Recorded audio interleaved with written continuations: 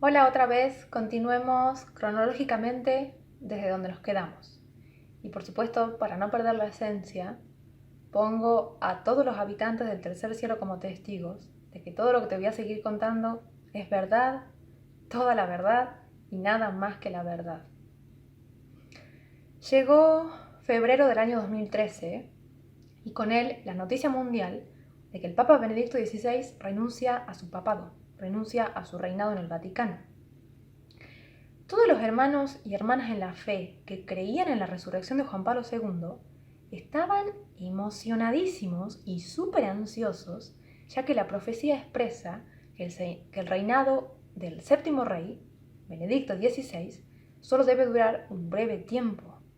Y al renunciar, no llegó siquiera a los 8 años de reinado, por lo cual la profecía se hizo realidad. Duró un breve tiempo. Y el siguiente movimiento, aparentemente, sería la resurrección de Juan Pablo II para que sea el octavo papa. Pero todos sabemos lo que pasó. Tras la renuncia de Benedicto XVI, eligieron un nuevo papa, Jorge Mario Bergoglio, quien tomó el nombre de Francisco, y Juan Pablo II nunca apareció. Todas las personas que hasta ese momento creían en el regreso de Juan Pablo II, de repente la fe se les vino totalmente abajo y empezaron a decir: las revelaciones del apóstol Juan en el Apocalipsis no tienen sentido, evidentemente Dios no existe, todo esto es un fraude, el futuro no se puede conocer. Todas las personas que hasta ese momento creían en la resurrección de Juan Pablo II, al verlo a Francisco como el nuevo papa, perdieron por completo su fe en la profecía, exceptuando al señor Marcelo Cuadras, que estaba saltando en una pata diciendo: ahí está, por fin conocemos quién es la identidad del dragón de Apocalipsis, el que después le va a ceder su poder y su trono papal a la bestia que sube del abismo cuando ésta resucite. Ahí está, ese tal Francisco es la identidad del dragón de Apocalipsis 13:2, que antes no estaba del todo claro quién era. Decía Marcelo saltando en una pata. Los hermanos en la fe se pusieron en contra de Marcelo, diciéndole: Marcelo, basta ya, hay que reconocer que el libro de Apocalipsis no tiene sentido y que el Papa Juan Pablo II nunca va a resucitar. Pero Marcelo les hacía ver, con versículo en mano: es necesario que el Papa Francisco reine, porque de lo contrario nunca nadie podría cederle su poder y su trono papal a la bestia que sube del abismo. Es necesario que esté reinando el Papa Francisco. La profecía cobraba 1000 veces más sentido que antes. Pero el único que entendió eso fue Marcelo. El único. Sin exagerar, fue el único. Hasta el hermano Faid, el hermano estadounidense, quien fue el que le compartió la profecía de los 7 papas a Marcelo muchos años antes, hasta el hermano Faid perdió por completo su fe en la profecía de la resurrección de Juan Pablo II. Y hasta el día de hoy, abril de 2022, tristemente la perdió por completo ese hermano. Y eso es muy peligroso, porque cuando la bestia resucite el próximo año, este hermano se va a sorprender. ¿Y qué dice la profecía? Toda aquella persona que se sorprenda con la bestia que sube del abismo ya está perdidísima, ya está camino al lago de fuego y azufre. Y ni vos ni yo, ni el Mesías, ni nadie podemos hacer algo para que el rumbo de esa persona cambie. No podemos. Ahora estamos a tiempo de hacer que cada persona decida hacia dónde va a ir. Pero una vez que la bestia resucite, se define todo. Desde entonces, desde la llegada de Francisco, Marcelo Cuadras se convirtió como en una oveja negra frente a todos los hermanos y hermanas en la fe. Marcelo Cuadras se convirtió en una oveja negra porque fue la única persona en todo el planeta que siguió sosteniendo que las revelaciones del apóstol Juan en el libro de Apocalipsis son literalmente perfectas, porque lo son. A todo esto, año 2013, yo tenía 16 años.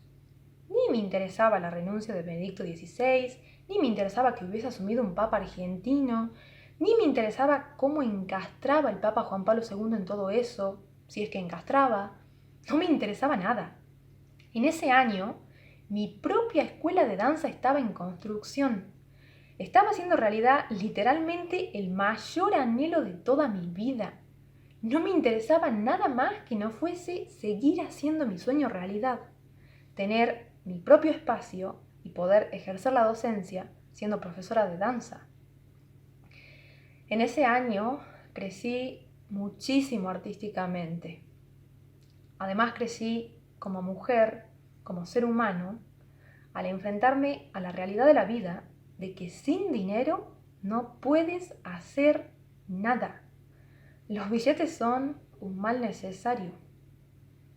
De hecho, por este choque de realidad, teniendo apenas 16 años, fue cuando mi amor propio empezó a disminuir, o quizás nunca hubo amor propio, pero fue en ese año cuando empezaron mis malos pensamientos, mis pensamientos suicidas, mis actitudes suicidas. El sentir que no encajas en un mundo en el que los artistas, sea cual sea su disciplina, los artistas no tienen cabida en un mundo tan mecánico que cree que las danzas son un pasatiempo en vez de mirarlo como lo que es, amor al arte. Aquí fue cuando, de pura casualidad, apareció en mi vida una chica, una colega de danza, quien al ser creyente en el Mesías, me habló del nuevo nacimiento y me enseñó que de nada sirve creer desde siempre en el Padre y en el Hijo si no naces de nuevo y empiezas a crear una relación con el pastor, con el Mesías. En uno de los anteriores videos, en el video titulado Las ovejas misericordiosas y su trabajo en la gran tribulación, allí cuento un poquito más acerca de mi testimonio, de cómo fue que terminé naciendo de nuevo y bautizándome en nombre del Mesías a raíz de haber tenido pensamientos y actitudes suicidas. En ese video cuento un poquito más de esa partecita de mi vida, de cómo fue que empecé a entablar una relación espiritual con Yahshua. Pero es necesario que nos sigamos ubicando en espacio y tiempo por aquí también. Así que perdón si repito cosas que a lo mejor ya sabes de mí. Yo empecé a conocer en espíritu y en verdad al Mesías a comienzos del año 2016. Tenía 19 años. Uno de los cambios más profundos que me generó el haber nacido de nuevo fue dejar de hacer danzas. Mis proyectos y mis perspectivas hacia la vida se empezaron a hacer muchísimo más profundas y por ende la belleza y el amor por el arte se me quedaron un tantito abajo. Por eso dejé de bailar. Pero jamás me avergüenza decir yo fui bailarina, como tampoco jamás me avergüenza decir que en una pequeña etapa de mi vida me dejé vencer por pensamientos suicidas. Jamás me avergüenzo de contar esas cosas, porque gracias a todo eso fue que terminé conociéndolo al Mesías. Y de igual manera, Marcelo Cuadras jamás se avergüenza de decir yo fui católico, porque de no haberlo sido, jamás hubiera visto de primera mano las toneladas de incongruencias que hay en las religiones y que la absoluta verdad solo está en el Mesías. Yahshua me enseñó acerca del amor propio, me enseñó a perdonarme a mí misma por haberme odiado a muerte en situaciones del pasado, me enseñó sobre el amor fraternal en las amistades, me enseñó a no sentir odio ni rencor frente a quienes me lastimaron, frente a quienes me hicieron daño, me enseñó a cómo ser fuerte en un mundo tan corrompido y ensuciado de maldad. Me enseñó lo real que es el mundo espiritual y toda la sabiduría que lo envuelve. Me enseñó a ser valiente, a no tenerle miedo a nada. Me enseñó tantas cosas, tantas lecciones de vida que nunca antes conocí, porque solo las ves en el Nuevo Testamento cuando naces de nuevo. Y entre todo esto que estaba aprendiendo, nunca negué lo que se conoce como los últimos días del final de los tiempos y la segunda venida del Mesías. Nunca negué eso, ya que el propio Mesías habla un poquito acerca del final de los tiempos en los Evangelios. Pero mi pensamiento por aquel entonces, cuando apenas estaba empezando a transitar el camino angosto de santidad y de sabiduría celestial, mi pensamiento por aquel entonces solía ser: vaya uno a saber cuándo será el final de los tiempos. Puede ser de aquí a 20 años, de aquí a 200 años, o quizás falten 2000 años más. Vaya uno a saber cuándo será el fin del mundo, solía pensar. Pero de que habría un final, habría. Nunca dudé de eso, por lo que te digo. El propio Mesías habla acerca del final de los tiempos en los Evangelios. Recuerdo que a finales del año 2017, tenía 21 años, hubo una noche, una madrugada para ser más específica, hubo una madrugada en la que, de curiosa, agarro mi Biblia y me siento por primera vez a leer Apocalipsis. Por primera vez. Quizás inconscientemente tenía ganas de ver cómo es esa profecía acerca de que un papa va a resucitar, aquello que había escuchado de la boca de Marcelo cuando tenía 11 añitos. Pero empiezo a leer Apocalipsis esa madrugada y sentía que estaba leyendo chino. No entendía nada. Empiezo a pasar las hojas así sin sentido, a ver si en otra parte de Apocalipsis, más al final quizás, hubiese algo que pudiera entender. Pero fuera de la Nueva Jerusalén celestial que se detalla en el capítulo 21, no entendía nada. Hasta me empezó a doler la cabeza y me dije: ¿será que hay que tener un coeficiente intelectual como el de Albert Einstein para poder comprender todo este codificado de símbolos y visiones y palabras? ¿Será que esto no es para cualquiera?, pensé. Cierro la Biblia, cierro Apocalipsis, convenciéndome: esto no es para mí. Hay que ser extremadamente inteligente para poder leer todo eso. Esa madrugada, llena de inocencia, llena de curiosidad, con 21 años, abrí Apocalipsis para leerlo enterito, pero lo terminé abandonando con un dolor de cabeza y un desgano. Pero no por eso mi vida espiritual y mi vida de fe y mi relación con el Mesías se vino abajo, para nada. De hecho, más transcurrían los meses y mi fidelidad para con Yahshua y mi diario vivir, que no hacían más que atestiguar que había nacido de nuevo, no paraban de crecer. En ese entonces, a Marcelo le detectaron un tumor cancerígeno casi del tamaño de una pelota de fútbol en su riñón izquierdo. Ningún médico entendía cómo es posible que semejante pelota de tumor creciese a tal grado en que fue invisible para Marcelo. Nunca tuvo síntomas, nunca presentó alguna molestia, algún malestar, algún dolor, nada. De hecho, Marcelo se enteró de semejante pelota de tumor de pura casualidad. Se estaba haciendo un chequeo de rutina en la próstata y fue ahí cuando nos enteramos en familia, que tenía que someterse urgente a una cirugía porque ese tumor que acababan de descubrirle era una bomba de tiempo. Llegaba a reventar ese tumor y era mortal. Y eso sin mencionar que por el tamaño del tumor era más que probable que el cáncer ya hubiese hecho metástasis en los intestinos, en el hígado, en la vejiga, en el otro riñón. Ese tumor, no te exagero, del tamaño casi de una pelota de fútbol, y lo sé porque lo he visto con mis propios ojos en el quirófano, con el debido permiso del cirujano. Ese tumor estaba creciendo en el interior de Marcelo desde hacía años y él nunca lo supo porque nunca presentó algún tipo de malestar. Mi mamá, mi hermana, mi hermano y yo aceptamos de un día para el otro la realidad. Perderíamos a Marcelo. La cirugía de 5 horas era extremadamente riesgosa y si de puro milagro todo salía bien en el quirófano, aún así había que ver cómo evolucionaba en cuidados intensivos, teniendo en cuenta que a sus 50 y pico de años, de repente su organismo tenía que aprender a vivir con un solo riñón. El tumor estaba literalmente pegado al riñón izquierdo, de manera que al extirpar el tumor perdería para siempre el riñón.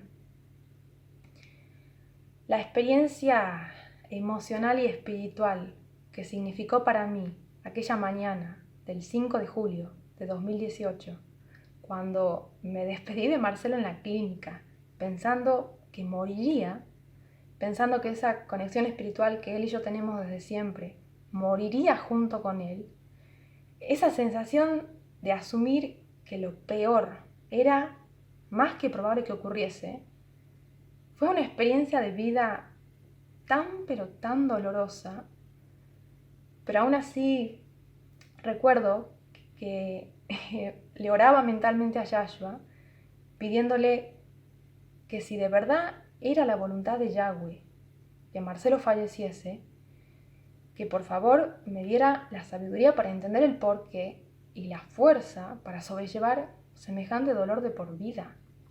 Y si por el contrario todo salía bien y seguía con vida, que aún así me diera la sabiduría para entender por qué estaba permitiendo todo ese dolor. Dolor emocional, dolor espiritual, dolor físico.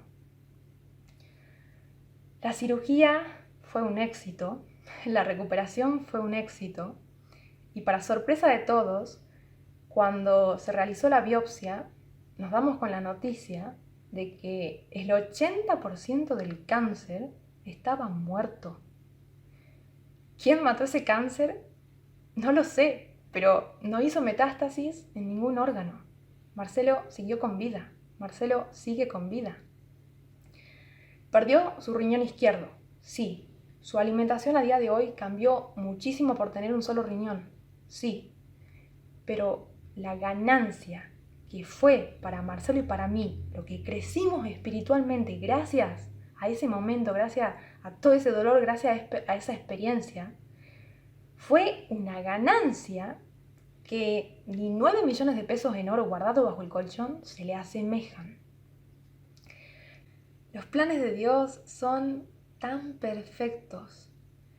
Parece un cliché esa frase porque todos la dicen, que a veces parece que pierde su verdadera esencia. Pero cuando vives experiencias así de primera mano y en carne propia, en donde a Marcelo le cae como balde de agua fría la noticia de que es muy probable que muera, para colmo no conseguía un cirujano especialista en neurología en todo Salta, no conseguía. Pero paralelo a eso, empiezo yo a sufrir episodios de intestinos retorcidos. Si no sabes lo que es una condición extremadamente peligrosa y extremadamente dolorosa. Empiezo yo a sufrir de eso y termino buscando ayuda con una gastroenteróloga. Y en el edificio en donde estaba mi gastroenteróloga, Marcelo conoció al mejor cirujano especialista en neurología que puede existir.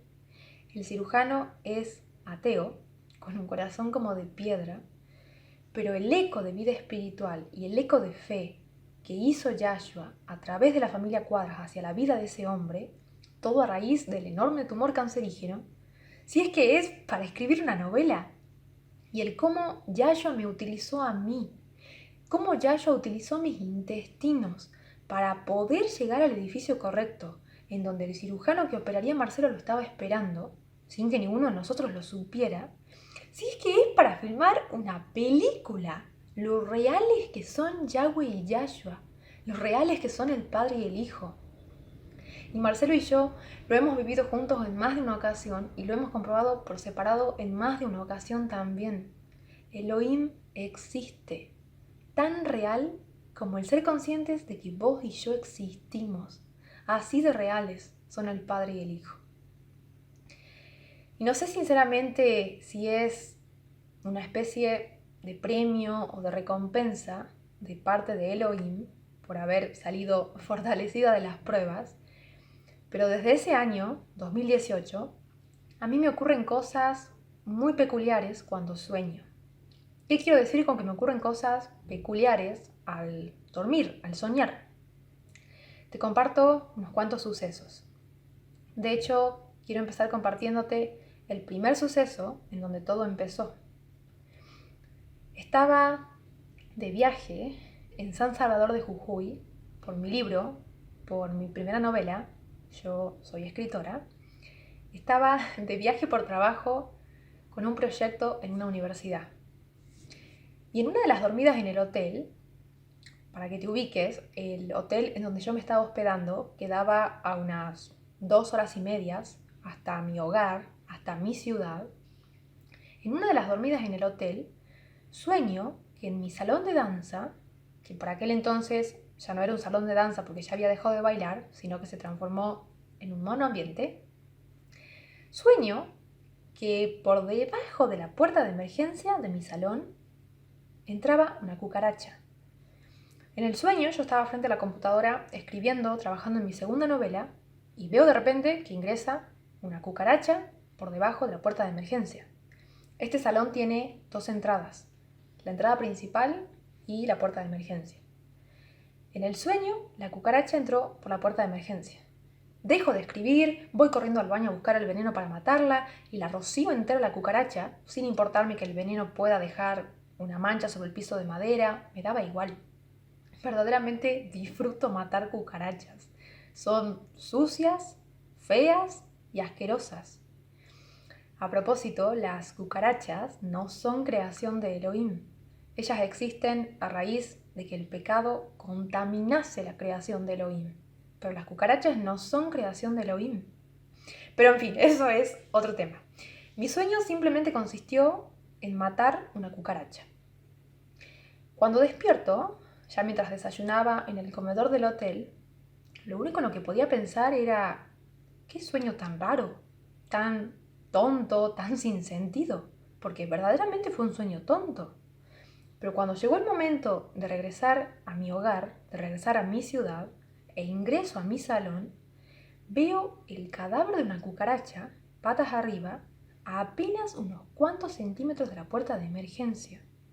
Y no solo eso, sino que había como una mancha de algo ya seco alrededor del cadáver, el veneno. Me entraron unos escalofríos y pensando me dije: a ver, yo no creo en casualidades, pero esta situación me parece una coincidencia demasiado extraña. Hasta le pregunté a mi familia si alguno de ellos había ingresado a mi salón durante mi ausencia. Y la respuesta fue un rotundo no. ¿Para qué querrían ellos ingresar a mi espacio, a mi lugar? Barro el cadáver, convenciéndome por primera vez en mi vida, pues que sí, que había sido una tonta coincidencia. Hasta que esta cosa con los sueños empezó a repetirse en muchas otras situaciones, hasta acabar convirtiéndose en un patrón, y entonces terminé descubriendo, reconociendo y agradeciendo que ese algo que me ocurre a mí en el mundo de los sueños desde el año 2018 es un regalo del cielo. Te comparto otra situación, otra experiencia.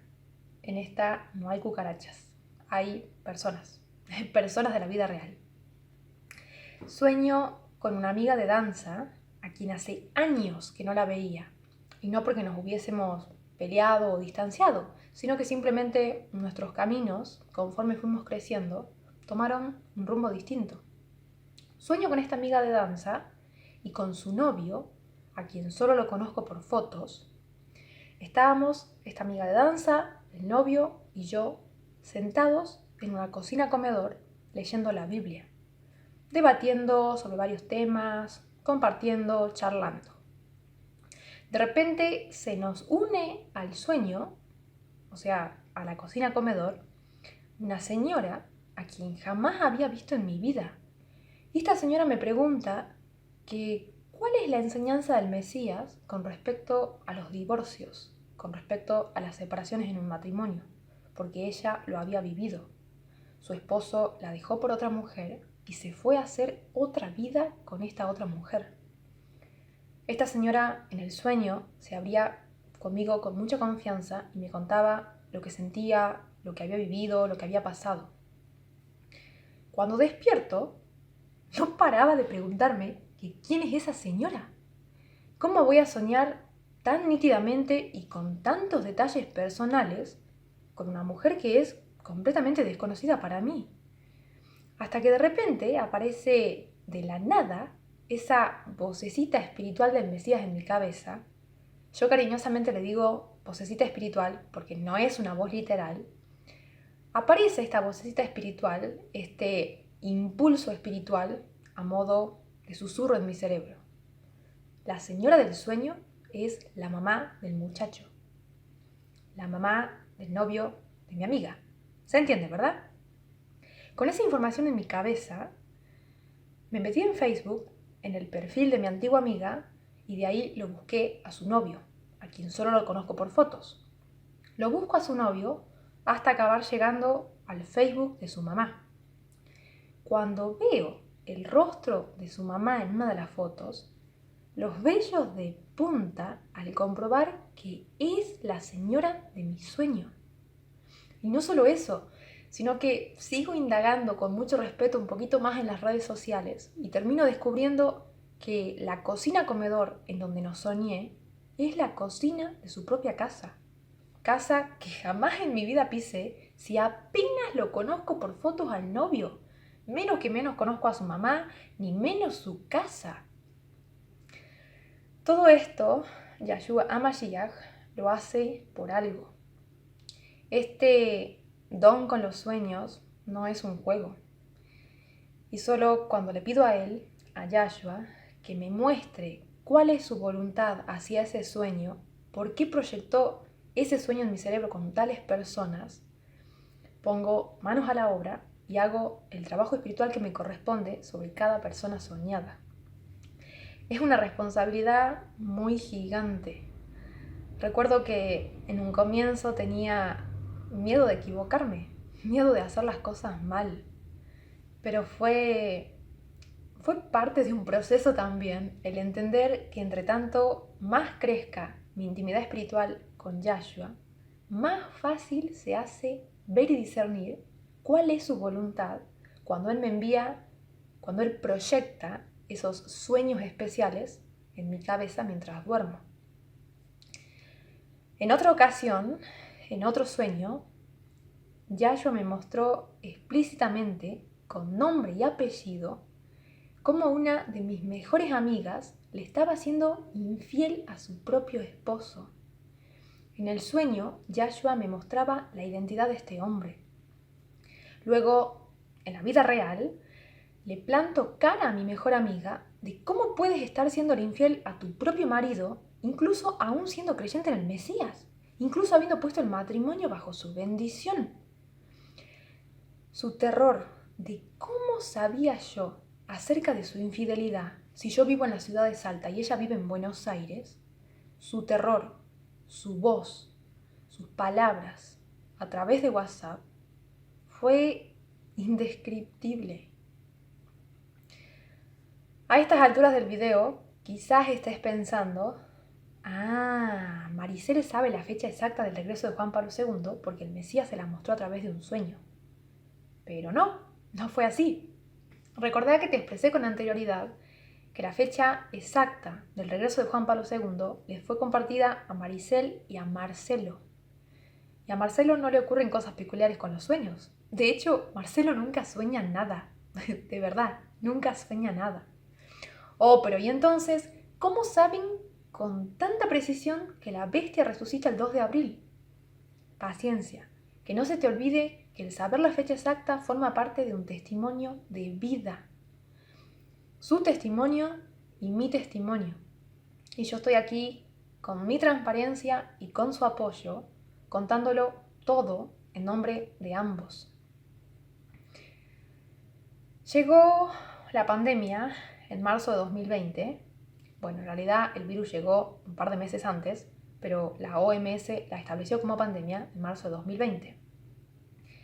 Los países cerraron las fronteras, entraron en una estricta cuarentena, se empezó a hacer viral en internet videos de animales salvajes recorriendo las calles vacías en las ciudades. Aparecieron memes de cómo la gente en situación de emergencia solo se preocupa por el papel higiénico.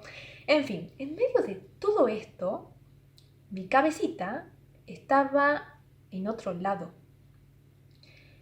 No sé de qué manera explicarlo, pero de alguna manera mi espíritu empezó a intuir que todo eso estaba siendo el comienzo de algo muchísimo más gigante.